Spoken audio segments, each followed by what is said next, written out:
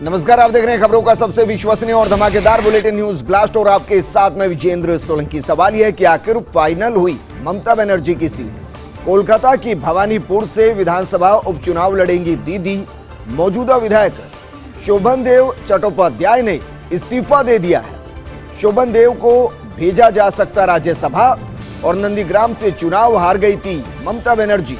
शुभेंदु अधिकारी ने नंदीग्राम से ममता को शिकस्त दी थी। ऐसे में सीएम बने रहने के लिए जरूरी 6 महीने में किसी भी सीट से वो जीतकर आगे आए।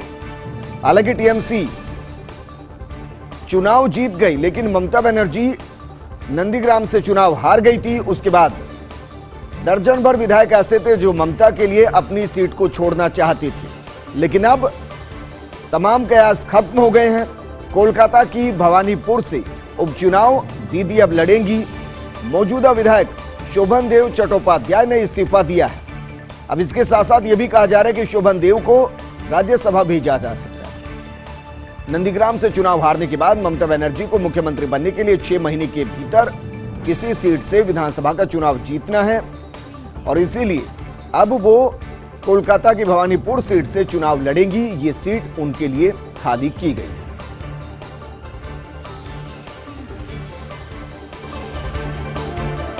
और बात करते हैं केरल विधानसभा की, जो जाति विहीन है। केरल विधानसभा का अनूठा रिकॉर्ड।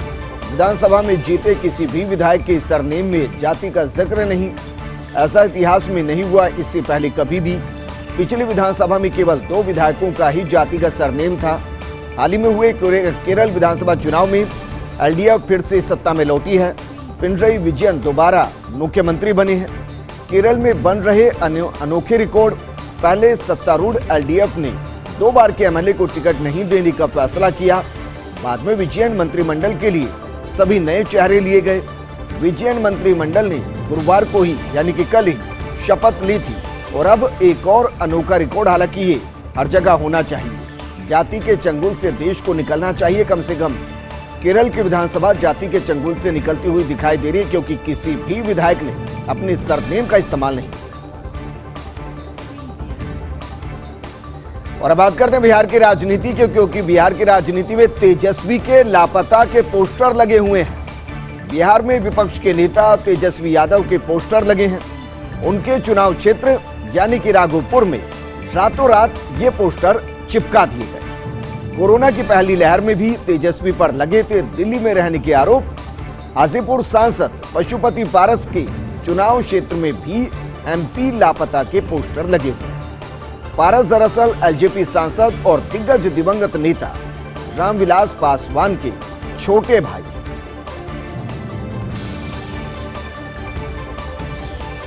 राजनाथ सिंह के चेले ने बनाई डीआरडीओ की नई दवा यानी कि 2DG दवा जारी करते समय यह खुलासा हुआ। इसे विकसित करने वाले वैज्ञानिक डॉक्टर अनिल मिश्रा ने इसका खुलासा किया। डॉक्टर मिश्रा ने कहा कि नई दवा के लिए राजनाथ सिंह से प्रेरणा मिली। मैं राजनाथ सिंह से मिर्जापुर कॉलेज में फिजिक्स पढ़ा हूं। यह खुलासा होने पर मुस्कुरा दिए गुरुजी राजनाथ। राजनीति में सक्रिय होने पर फिजिक्स के लेक्चरर थे राजनाथ सिंह।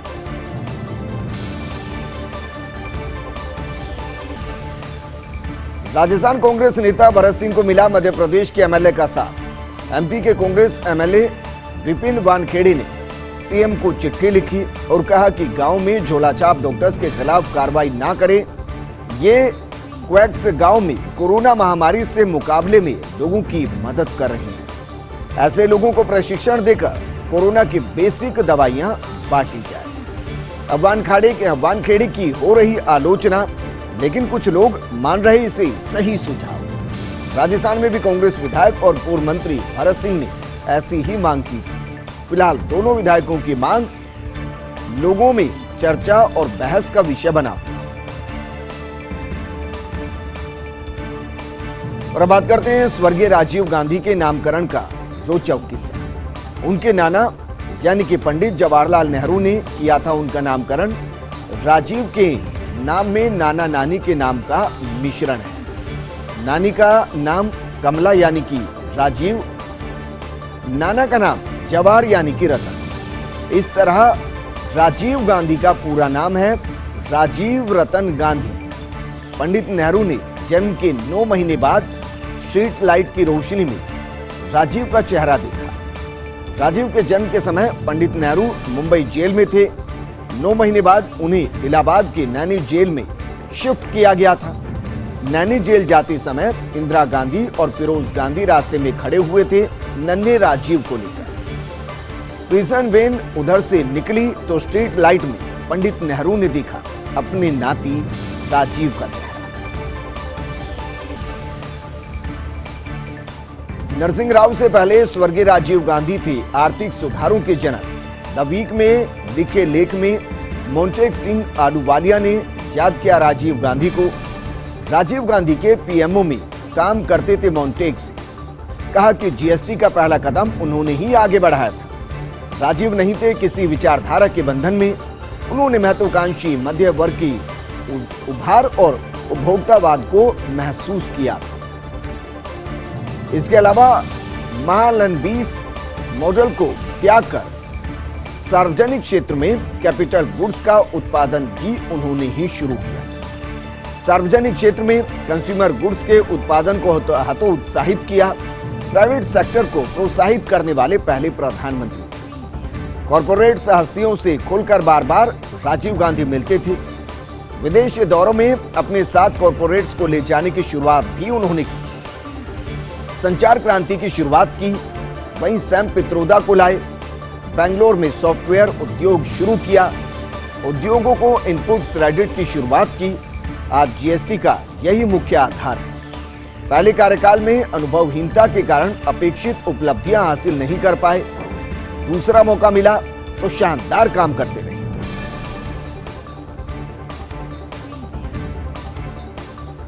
और एक दुखद खबर, क्योंकि कोरोना की दूसरी लहर में 1300 बैंक कर्मियों की मौत हो गई। आईबी ने वित्त मंत्रालय को इसकी जानकारी दी और कहा कि राष्ट्रीय औसत से ज्यादा है बैंक कर्मियों की मौत के आंकड़े। संक्रमित होने वालों की जुटाई जा रही जानकारी, वैक्सीनेशन में प्राथमिकता देने की मांग भी आईबीए ने की है, ताकि जिस तरीके से बैंक कर्मी कोरोना की जद में आ रहे हैं, शिकार हो रहे हैं। 1300 लोगों जो बैंक के काम से जुड़े थे उनकी मौत हो गई। वैक्सीनेशन में प्राथमिकता की मांग की गई। टाइम्स ऑफ इंडिया को पीके मिश्रा का इंटरव्यू। प्रधानमंत्री मोदी के प्रमुख सचिव पीके मिश्रा ने स्वीकार किया कोरोना की दूसरी लहर बड़ी होने की आशंका थी, लेकिन इस गति से बढ़ने का अंदाजा नहीं था। किसी भी मॉडल ने ऐसी भविष्यवाणी नहीं की। बेहतर प्रबंधन और सुधार की हमेशा गुंजाइश रहती है। इस दौरान यह भी कहा कि राज्यों के साथ नियमित तालमेल से काम कर रहा है केंद्र। फरवरी मार्च में राज्यों के साथ आधा दर्जन मीटिंग भी की गई थी। प्रधानमंत्री ने औसतन हर महीने मुख्यमंत्रियों से बातचीत की है। कैबिनेट सचिव ने साल में 30 बार राज्यों के मुख्य सचिवों से बात की। राज्यों में अलग अलग समय पीक आने के कारण राष्ट्रीय स्तर पर लॉकडाउन नहीं लगाया गया। राज्यों ने अपने स्तर पर निर्णय लिया और इसके परिणाम भी अब सामने आ रहे हैं। कोरोना के केसेस तेजी से कम हो रहे हैं।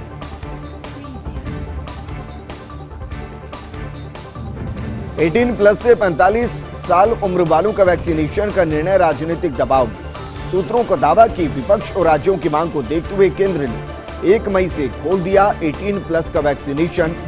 ओरिजिनल प्लान केवल 45 प्लस उम्र वालों को ही पहले चरण में टीका लगाने का था। वैक्सीन पर विशेषज्ञ समूह यानी कि NTAGI ने सरकार को सिर्फ 45 प्लस का वैक्सीनेशन करने की सिफारिश की।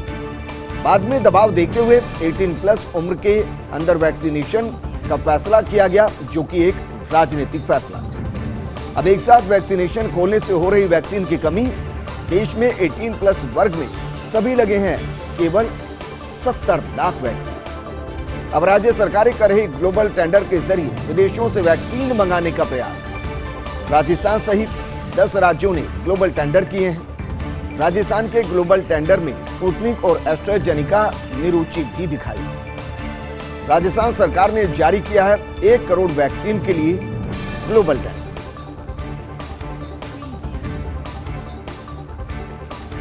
वहीं वजाहत हबीबुल्ला ने द वीक में लिखे लेख में कई खुलासे किए। एमजे अकबर की सलाह पर पास हुआ था मुस्लिम महिला कानून। राजीव गांधी के पास करवाया था मुस्लिम महिला कानून। पूर्व मुख्य सूचना आयुक्त वजाहत हबीबुल्लाह ने यह दावा किया है और कहा कि शाहबानो मामले में सुप्रीम कोर्ट के फैसले के बाद रिवीजन पिटीशन का विचार था, लेकिन पत्रकार एमजे अकबर ने राजीव को सलाह दी, सुप्रीम कोर्ट निर्णय पलटने का कानून बनाने से ही आश्वस्त होगा मुस्लिम समुदाय। राजीव ने आरिफ मोहम्मद खान की बात नहीं मानी।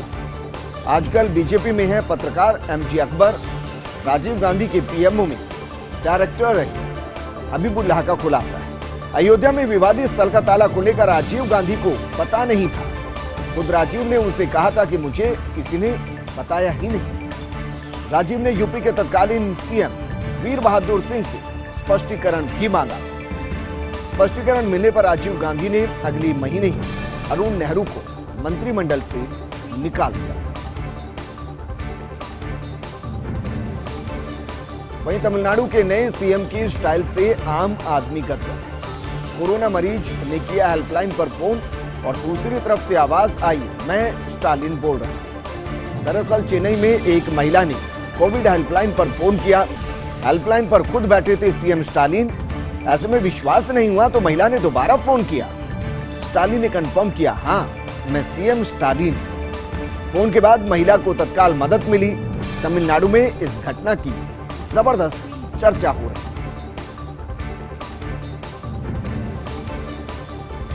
और बात करते हैं निलंबित आईपीएस मनीष अग्रवाल की, जिनको हाईकोर्ट से बड़ा झटका लगा है। दौसा में हाईवे निर्माण कंपनी से घूसखोरी प्रकरण के अंदर जमानत खारिज कर दी गई है। जस्टिस पंकज भंडारी की अदालत ने जमानत याचिका को खारिज कर दिया। अदालत ने पिछली सुनवाई में जमानत पर फैसला रखा था सुरक्षित। दलाल नीरज मीणा की भी जमानत अदालत ने खारिज कर दी। हालांकि सह आरोपी दलाल गोपाल सिंह को जमानत मिल गई है। एएजी विभूति भूषण शर्मा ने जमानत का विरोध किया। शिकायतकर्ता की तरफ से अधिवक्ता पदम सिंह गुर्जर ने जमानत का विरोध किया। याचिकाकर्ता की तरफ से अधिवक्ता माधव मित्र ने पैरवी की।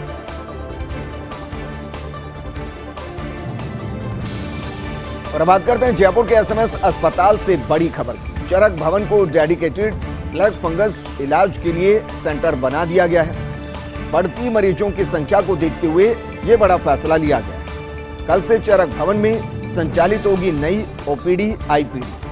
अधीक्षक डॉक्टर राजेश शर्मा ने नई व्यवस्था को लेकर निर्देश जारी किए हैं। अब तक 70 से ज्यादा ब्लैक फंगस के मरीज एसएमएस अस्पताल में भर्ती हो चुके हैं। चरक भवन के ईएनटी, स्किन और आई के वार्ड्स में ये ओपीडी और आईपीडी संचालित है। ईएनटी के ओटी में ब्लैक फंगस के ऑपरेशन।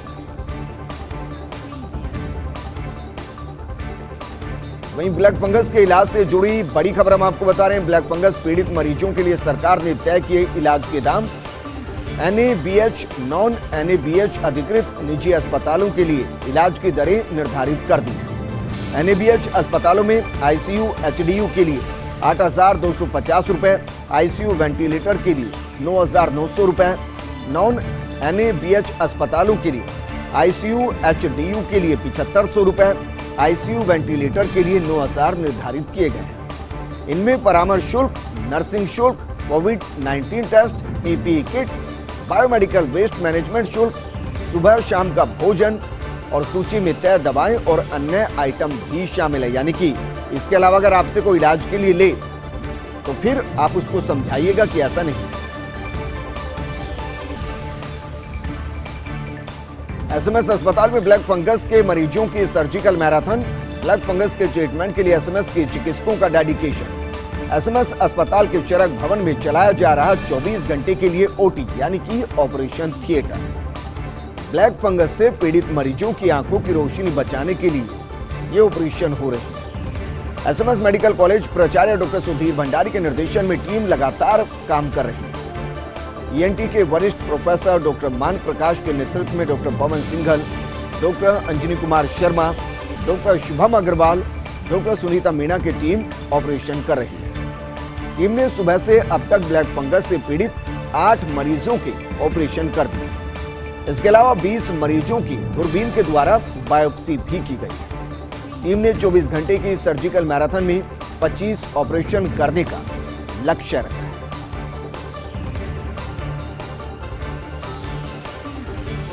एक छोटे से ब्रेक के लिए रुक रहे हैं, जल्द हाजिर। ब्रेक के बाद आपका स्वागत है। कोरोना के बाद दूसरी महामारी यानी कि ब्लैक फंगस से लड़ने की तैयारी। कोटा के एमबीएस अस्पताल में आज पहली ब्लैक फंगस सर्जरी हुई। एमबीएस अस्पताल में बनाया गया है ब्लैक फंगस डेडिकेटेड वार्ड। फिलहाल वार्ड में भर्ती है ब्लैक फंगस के आधा दर्जन से ज्यादा मरीज।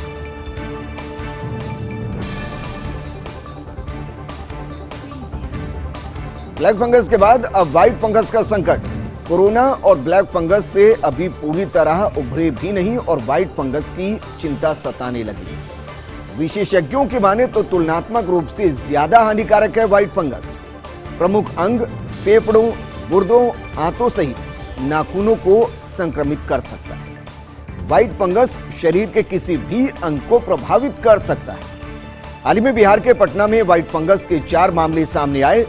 वहीं तीसरी लहर से बचने के लिए तीव्र गति से टीकाकरण होना चाहिए, नहीं तो बिगड़ सकते हैं हालात। राहत की बात यह कि बिहार के अंदर तो 4 व्हाइट फंगस के केस सामने आए थे, वो सही हो चुके हैं। वहीं कोविड में मुख्यमंत्री गहलोत के फैसले बने मिसाल। राजस्थान के बाद दूसरे राज्य कर रहे फॉलो। लॉकडाउन से लेकर इलाज तक के फैसले सबसे पहले मुख्यमंत्री गहलोत ने फैसले। कोविड का इलाज फ्री करने का फैसला राजस्थान में हुआ, उसके बाद बाकी राज्यों ने इसको फॉलो किया। सरकारी अस्पताल में महंगे इंजेक्शन फ्री होंगे, ये भी राजस्थान में हुआ, उसके बाद बाकी राज्यों में हुआ। चिरंजीवी योजना से निजी अस्पतालों में फ्री इलाज भी राजस्थान में शुरू हुआ। इसके बाद गोवा और मध्य प्रदेश ने ऐसे ही फैसले लिए। जरूरतमंदों को आर्थिक मदद देने का फैसला भी किया गया। इसके बाद यूपी सरकार ने इसका अनुसरण किया। अंतिम संस्कार सरकारी खर्चे पर करने का फैसला भी मुख्यमंत्री अशोक गहलोत ने पहले लिया, उसके बाद बाकी राज्यों में किया। अब ब्लैक फंगस को लेकर भी राजस्थान अग्रणी बना है। राजस्थान में सबसे पहले ब्लैक फंगस को महामारी घोषित किया गया और उसके बाद देखिए गुजरात, असम, पंजाब, तेलंगाना, हरियाणा, तमिलनाडु, यहां पर इसको महामारी घोषित किया। वहीं मुख्यमंत्री अशोक गहलोत का 6 जिलों पर विशेष फोकस है। 51 पीसी एक्टिव केस सिर्फ इन 6 जिलों में आ रहे हैं, यानी कि 33 जिलों में से सिर्फ 6 जिले ऐसे हैं जहां पर 51 पीसी यानी कि आधे से ज्यादा केस सिर्फ यहीं पर आ रहे हैं। राज्य में एक्टिव केसों की संख्या 1,43,974 है। जयपुर, जोधपुर, उदयपुर, कोटा, सीकर और अलवर, यहां पर 51 पीसी केस आ रहे हैं। अगर बात सबसे ज्यादा केस की जाए, एक्टिव केस की जाए तो वो जयपुर के अंदर है जो 30,363 है। बांसवाड़ा, धौलपुर, जालोर और प्रतापगढ़ में 1,000 से भी कम केस। 33 जिलों में से 10 जिलों में आज 100 से भी कम केस मिले। मुख्यमंत्री गहलोत की रणनीति अब रंग ला रही है। शादी पर रोक लगाई, लोगों से अपील की। लॉकडाउन के कारण काबू में कोरोना हो रहा है। 31 मई तक सभी पाबंदियां जारी रखने पर विचार हो रहा है। 1-2 दिन में औपचारिक ऐलान भी इसका हो जाएगा। वहीं सियासी तूफान के बाद चर्चा में एक वर्चुअल बैठक। मुख्यमंत्री गहलोत और पूर्व मंत्री विश्वेंद्र सिंह के बीच बैठक को लेकर चर्चाएं शुरू हो गई। वीडियो कॉन्फ्रेंसिंग के जरिए कल दोनों के बीच में संवाद हुआ था। भरतपुर में कोविड पर चर्चा होने का प्रचार किया जा रहा था, लेकिन 2 दिन के घटनाक्रम ने इस बीसी की अहमियत को बढ़ा दिया है। दरअसल सचिन पायलट ग्रुप के हैं विधायक विश्वेंद्र सिंह। वहीं हाल ही में पायलट ग्रुप के 2 विधायक मुखर हो रहे हैं। ऐसे में अचानक विश्वेंद्र का गहलोत से चर्चा करना राजनीतिक हलकों में कई सवालों को जन्म दे रहा है। क्या राजनीति कोरोना को लेकर वीसी में चर्चा हुई? अब पायलट ग्रुप के अन्य विधायकों को भी वीसी की जानकारी मिली है। ये विधायक भी जुटे अब वीसी की डिटेल लेने। राजस्थान हाईकोर्ट से संत आसाराम को नहीं मिली राहत। हाईकोर्ट ने खारिज की आसाराम की अंतरिम जमानत याचिका। जस्टिस संदीप मेहता, जस्टिस देवेंद्र कछवाहा की विशेष खंडपीठ ने खारिज कर दी है। स्वास्थ्य कारणों के चलते आसाराम ने मांगी थी 2 महीने की अंतरिम जमानत। याचिका में कोरोना पॉजिटिव के चलते हरिद्वार में इलाज का हवाला दिया गया था। अधिवक्ता प्रदीप चौधरी ने आसाराम की तरफ से पक्ष रखा, लेकिन जमानत याचिका खारिज कर दी। आखिर कहां जाकर रुकेगी पेट्रोल डीजल की कीमतें? चुनावी चुप्पी के बाद फिर सुरसा के मुंह की तरह खुला तेल कंपनियों का मुंह। 18 दिन में पेट्रोल ₹2.73 और डीजल ₹3.29 महंगा हो गया। कोरोना संकट के दौर में आम आदमी को डसने लगी है तेल की कीमतें, जबकि अंतर्राष्ट्रीय बाजार में कच्चे तेल की कीमतें गिरी हैं। कीमतें $71 प्रति बैरल से गिरकर $63 पर आ गई है। बावजूद इसके देश में तेल कंपनियां खेल रही आम आदमी के साथ। आज पेट्रोल ₹99.50 तो डीजल ₹92.59 प्रति लीटर के उच्चतम स्तर पर पहुंच चुका है। तेल की कीमतें बढ़ने से खाद्य, निर्माण और अन्य जरूरी वस्तुएं महंगी हो गई हैं। केंद्र और राज्य सेंट्रल एक्साइज और वैट में कमी को भी तैयार नहीं। हालांकि राज्य सरकार पिछले दिनों वैट में 2% की कमी कर चुकी है। जल्द ही केंद्र ने कदम नहीं उठाए तो पेट्रोल 100 का आंकड़ा छू ले। महाराष्ट्र के गढ़चिरौली में नक्सलियों से मुठभेड़, C-60 कमांडोज ने 13 नक्सलियों को ढेर कर दिया। एनकाउंटर में मारे गए 6 नक्सलियों के शव बरामद किए गए हैं। गढ़चिरौली के डीआईजी संदीप पाटिल ने इसकी पुष्टि की है। छत्तीसगढ़ बॉर्डर पर एटापल्ली की कटीमा के जंगल में मुठभेड़ हुई है। पिछले दिनों नक्सलियों ने पुलिस थाने पर फेंका था ग्रेनेड और ग्रेनेड विस्फोट नहीं होने से बड़ा हादसा टल गया था। संभवतः उसी के बाद C-16 कमांडोज ने कार्रवाई की। नक्सलियों के उत्पात के चलते 2 महीने ये तीसरी मुठभेड़। पंजाब के मोगा में वायुसेना का MiG-21 विमान क्रैश हो गया। मोगा की लंगियाना खुर्द गांव के पास यह हादसा हुआ। हादसे में MiG-21 विमान का पायलट अभिनव चौधरी शहीद हो गया। सूरतगढ़ वापस लौटते समय देर रात करीब 1 बजे विमान क्रैश हो गया। रूटीन ट्रेनिंग के चलते सूरतगढ़ से भरी थी उड़ान। वायुसेना ने दी हादसे की जांच के आदेश।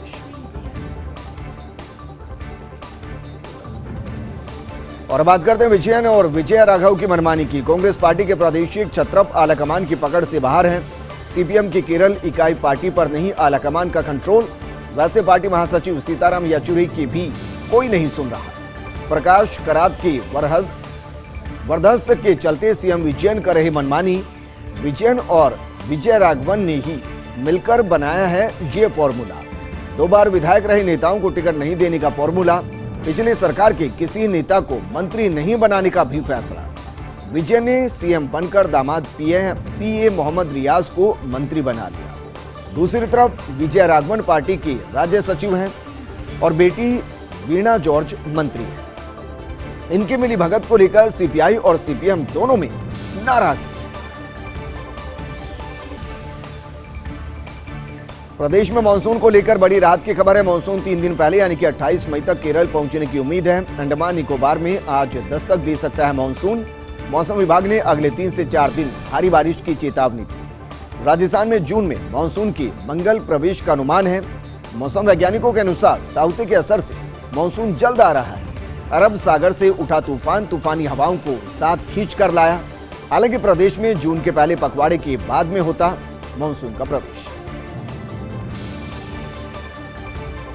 इस बुलेटिन में फिलहाल इतना ही, लेकिन आप बने रहिए फर्स्ट इंडिया न्यूज के साथ, क्योंकि खबरों का सिलसिला लगातार जारी है। नमस्कार।